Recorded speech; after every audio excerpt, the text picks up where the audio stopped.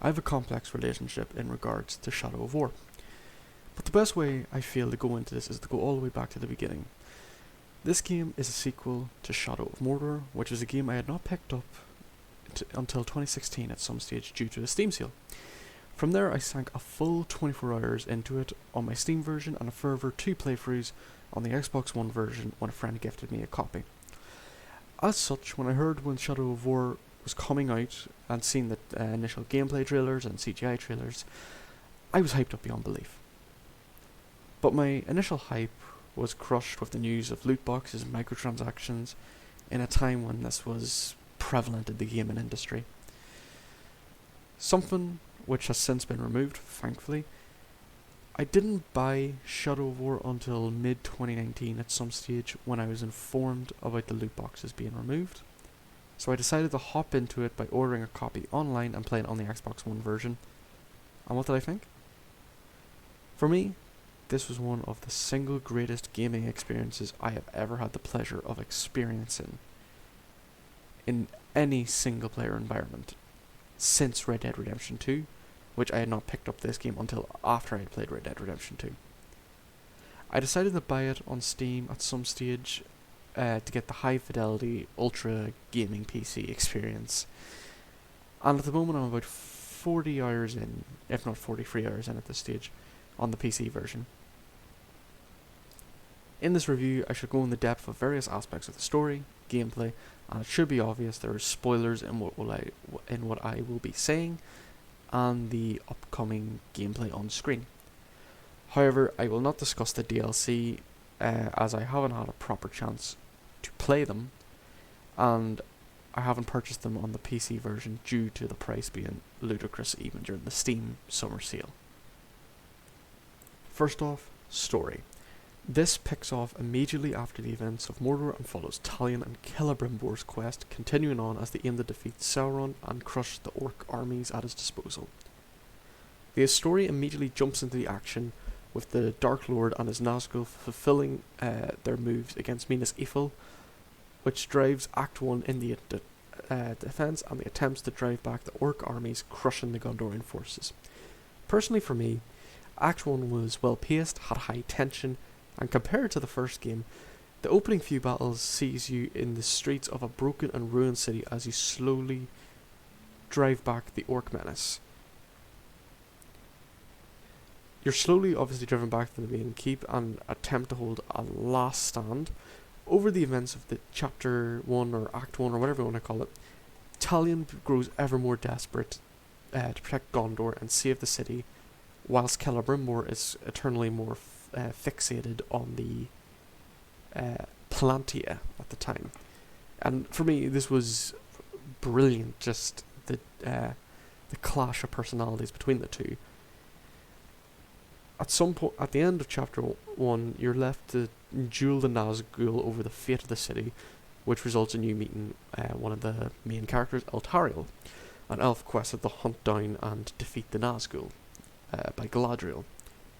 From there, the game opens up completely, and this is where the game really makes itself for me. In Act 2, whilst the introduction of Act 1 was not weak per se, it was certainly nothing compared to what Act 2 would bring to the table. The whole point of Act 2 complements the gameplay immensely well, with you hunting down orcs that dominate and send them off to do missions, or if you're like me, you can just pace it so that you only take the best of you, or you could just rush it and take whoever you really want.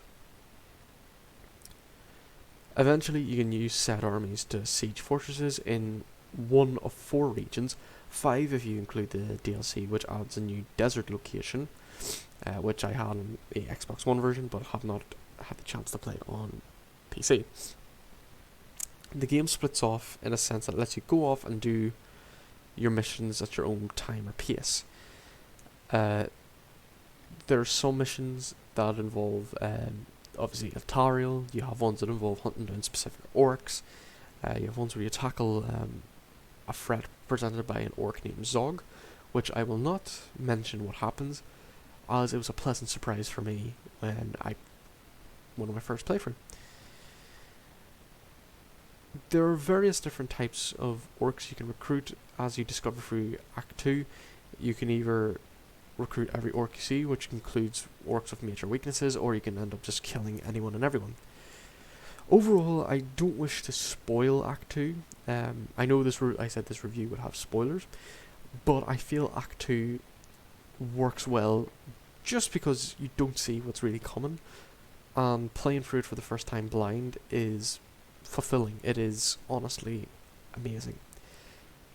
For me, Act 2 can take upwards of 20 hours if you include perfecting your orc army, or if you did it like me, where you wanted to perfect your forts, your orc army, and collect all the collectibles. Act 2 could take the best part of 30 hours of gameplay, which I feel is pretty good playtime for your money.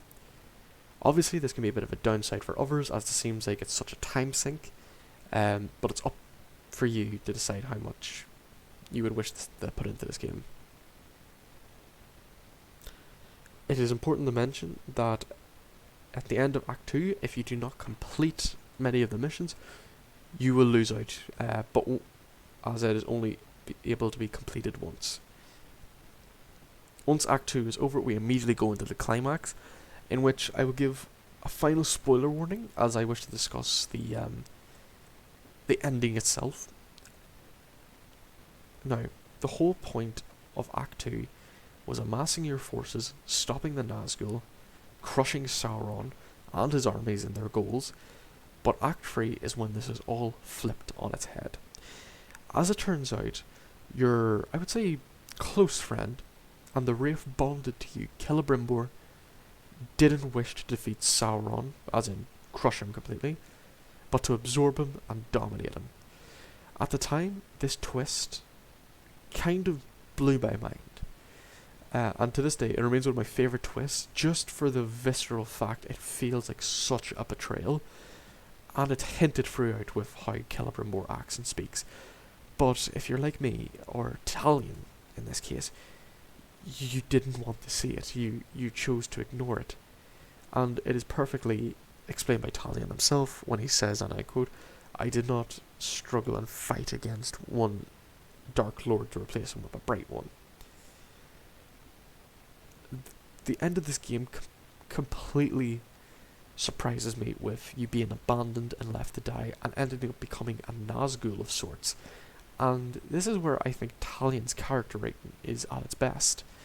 Talion resists the one of the 9 rings given to the kings of men, and fights for Gondor, even while his soul is slowly eaten away at and chewed at, and he's slowly being corrupted in body and mind.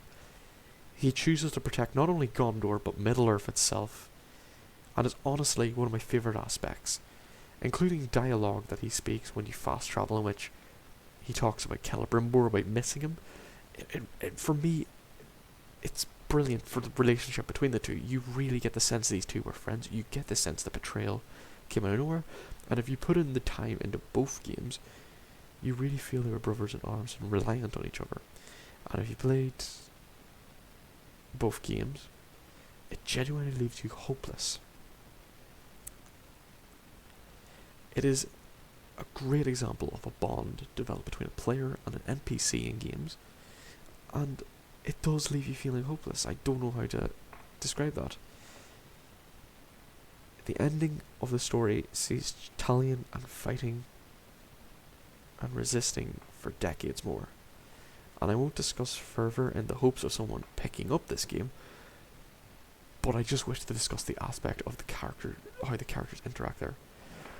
Overall, the story is immensely strong. It is a major time sink, but it is worth it. You get the real sense a bond is developed, and you feel ever closer to Talion and his struggle.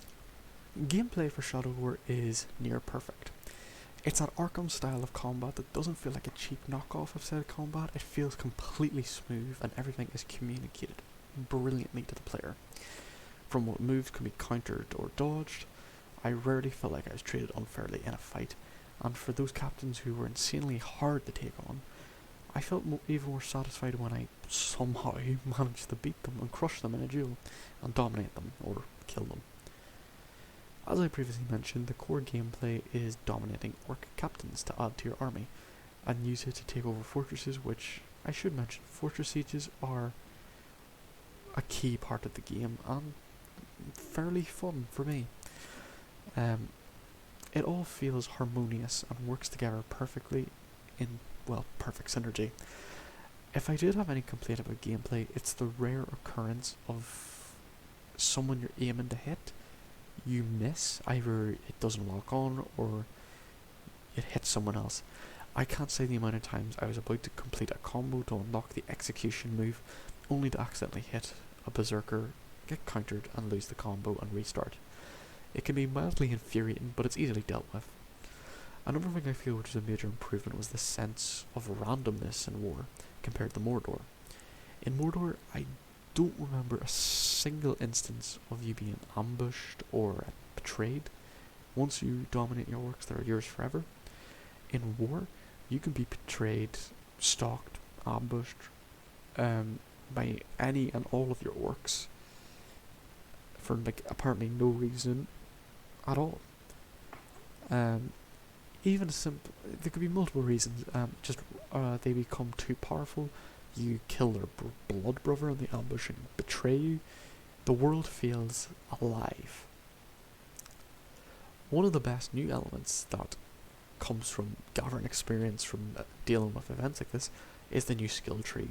In Mordor, it was fairly basic, unlocking stuff like 5-hit combo execution streaks instead of 8, or when you leap over a small object like a rock, you get a speed boost.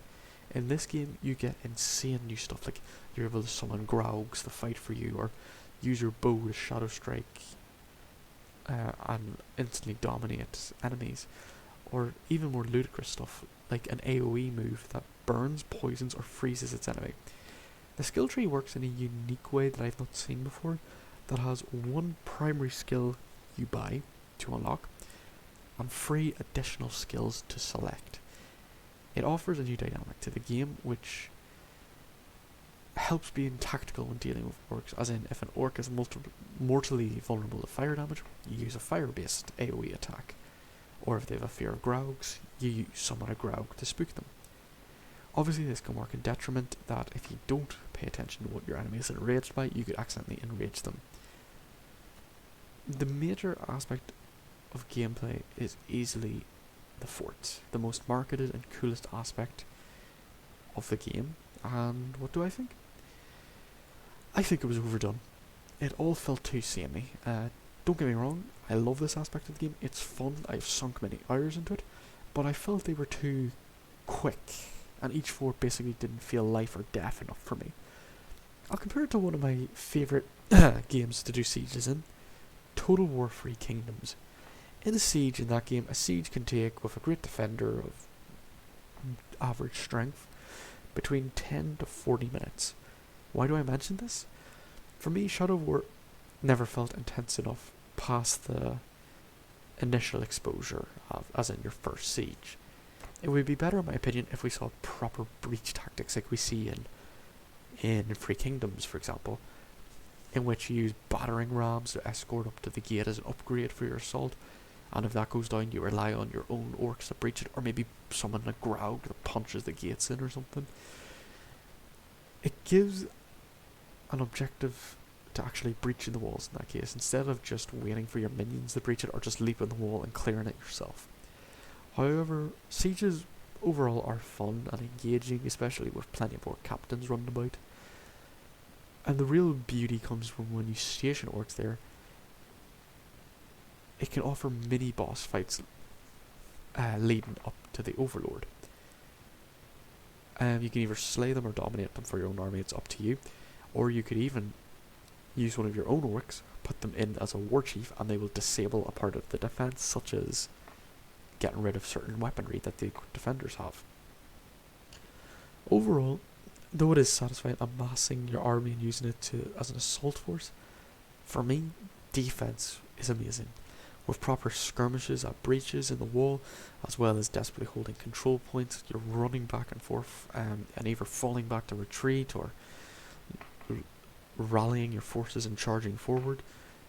The defense is the best part for me. An aspect of the game I feel I should mention, as it's a major point of interest for me, is the fight pits, or pit fights, or whatever you want to call it. This is a setting in which you can use an orc in your control to either infiltrate a war chief position or become a bodyguard, or just use it for fun. And it is a way to just grind away your orcs to increase their power level, and if they turn out to be too weak, they get killed and you get a brand new recruit. So it never feels as if you lost out on anything. At this time, it might be a good idea to mention the online aspect of this game. The online entirely consists of raiding other fortresses or seeing how yours hold up.